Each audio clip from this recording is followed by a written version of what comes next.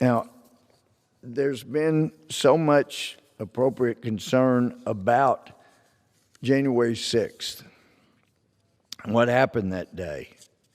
Unfortunately, we don't know all that happened that day. There are some major questions that need to be answered.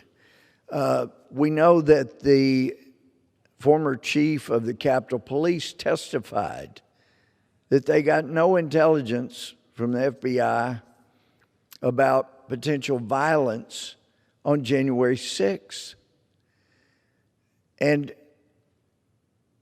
there were lots of stories about people that were here at the Capitol on January 6th that may have carried a Confederate flag, may have had red and MAGA or Trump, but there were Capitol Police that told me the day before, hey, we've heard there's going to be people that hate Trump that are going to be trying to blend in, and there is going to be violence, and we're concerned about it. But the chief of Capitol Police said they got no intel like that from the FBI. An article a few days ago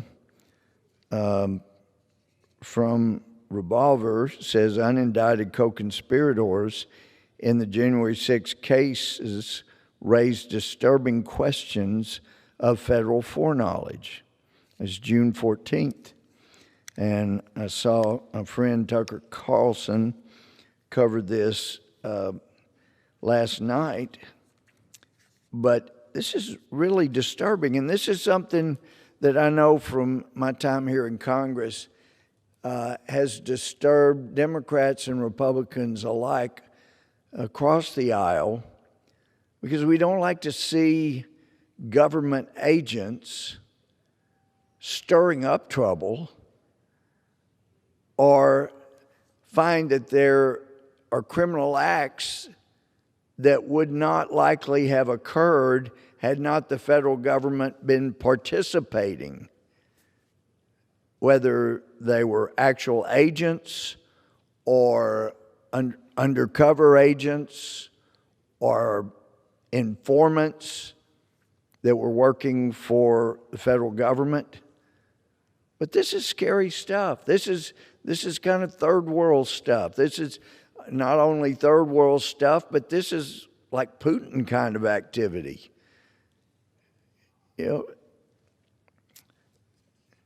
So if there were federal agents that were involved on January 6th, we really need to know what the FBI knew and when they knew it. And not only that, we need to know how much participation did any of our federal friends, either at DOJ, FBI, or any of the intel community, what kind of role were they playing? Because there's information that came out about the effort to kidnap the Michigan governor, and there were federal agents. So it's been said there were federal agents that were involved in that. And it would seem if you have 14 people that are involved in a conspiracy to commit a crime, and over a third of them, including people in leadership, are federal agents or undercover agents or people that are working for a federal entity, that we've got some serious problems and we have not done adequate oversight. And it disturbs me greatly that there was not more information forthcoming from our federal law enforcement, intelligence, DOJ,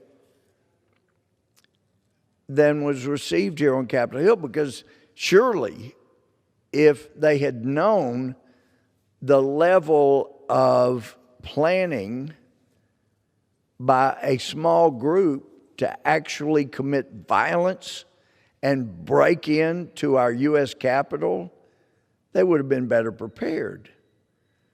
And I know some of us have had extreme differences with the speaker,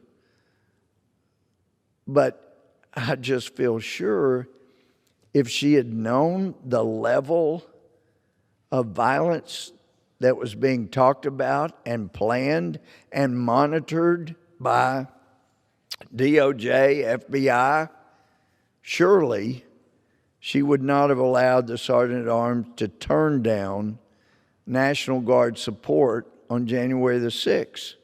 Now, this article, it pulls from documents, legal documents that have been filed by the federal government in some of these different cases.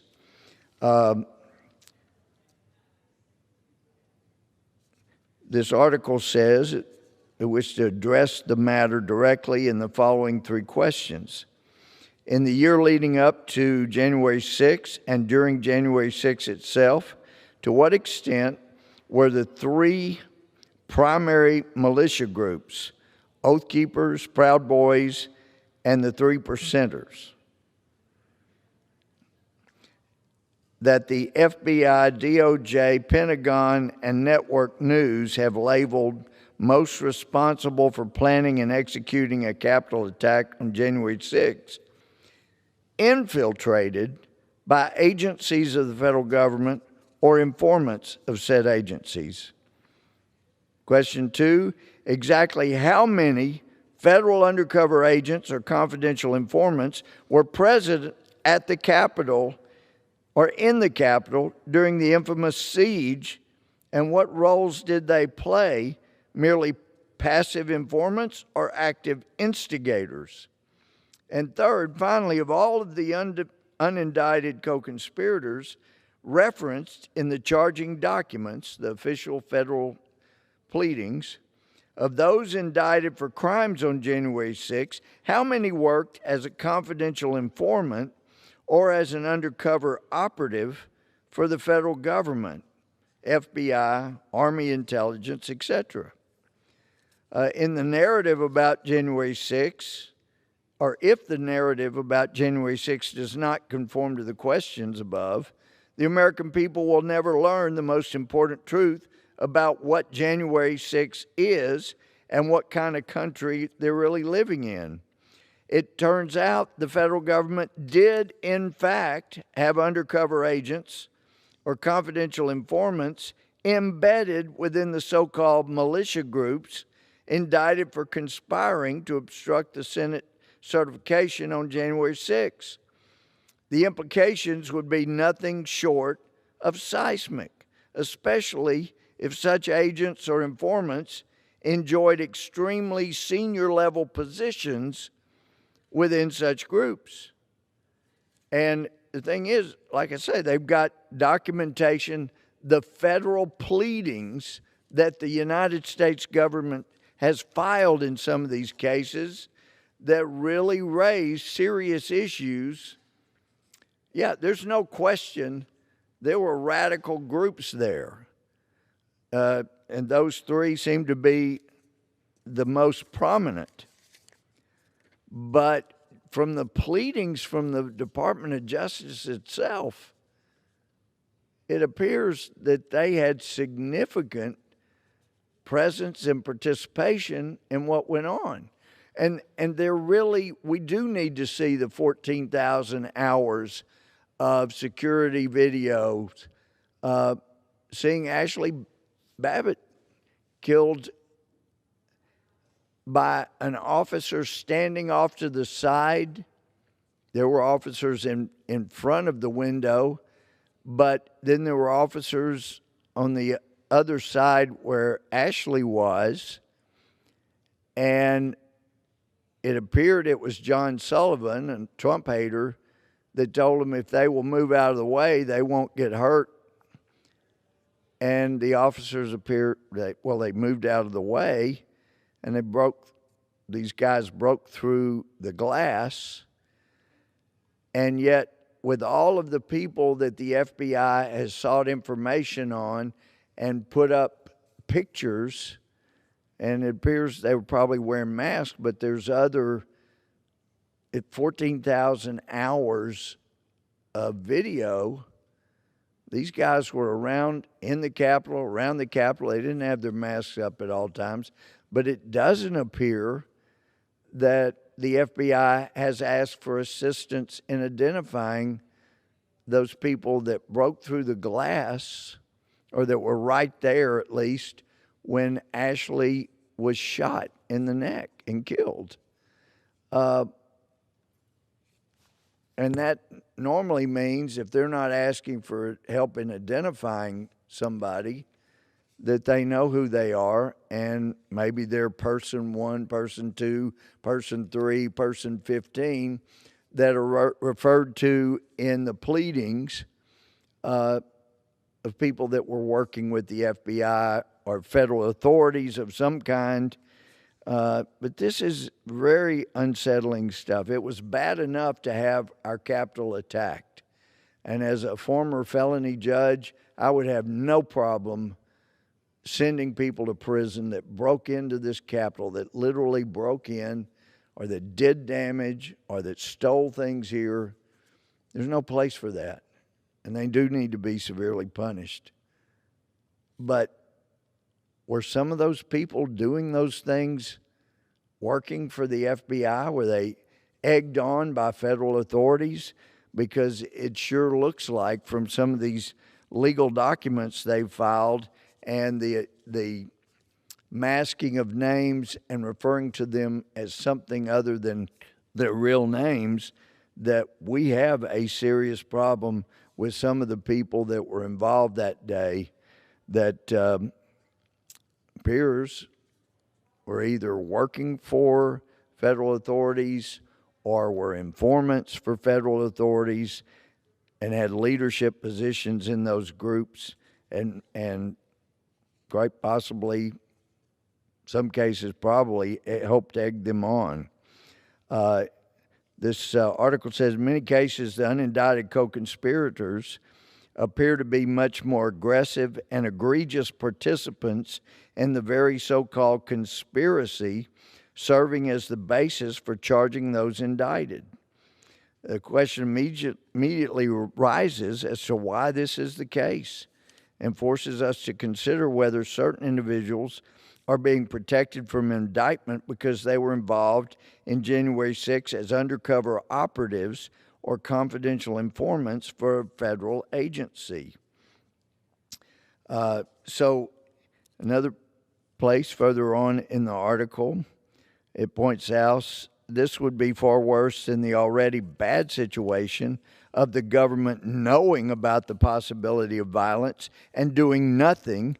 Instead, this would imply that elements of the federal government were active instigators in the most egregious and spectacular aspects of January 6, amounting to a monumental entrapment scheme used as a pretext to imprison otherwise harmless protesters at the Capitol, and in much larger sense used to frame the entire MAGA movement as potential domestic terrorists.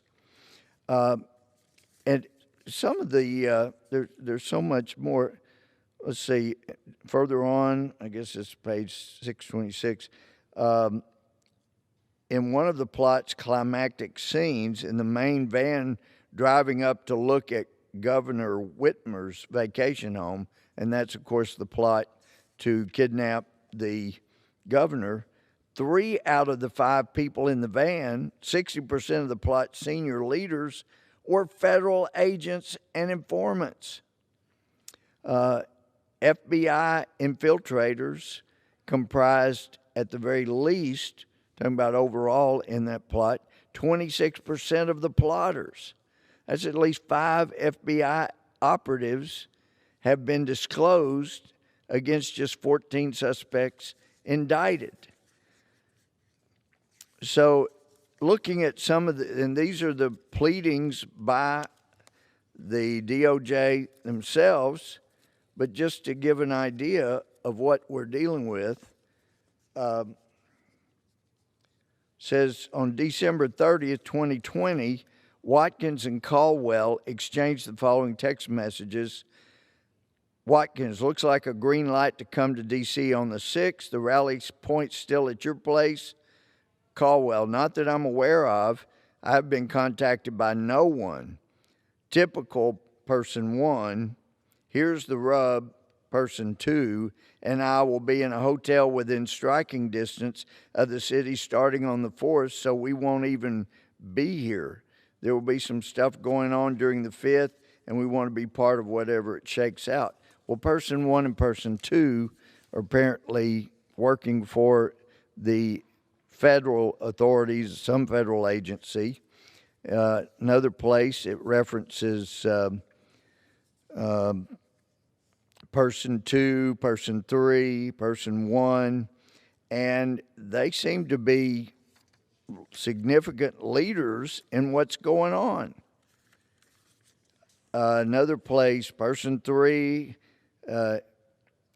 email person 3 several maps along with a message.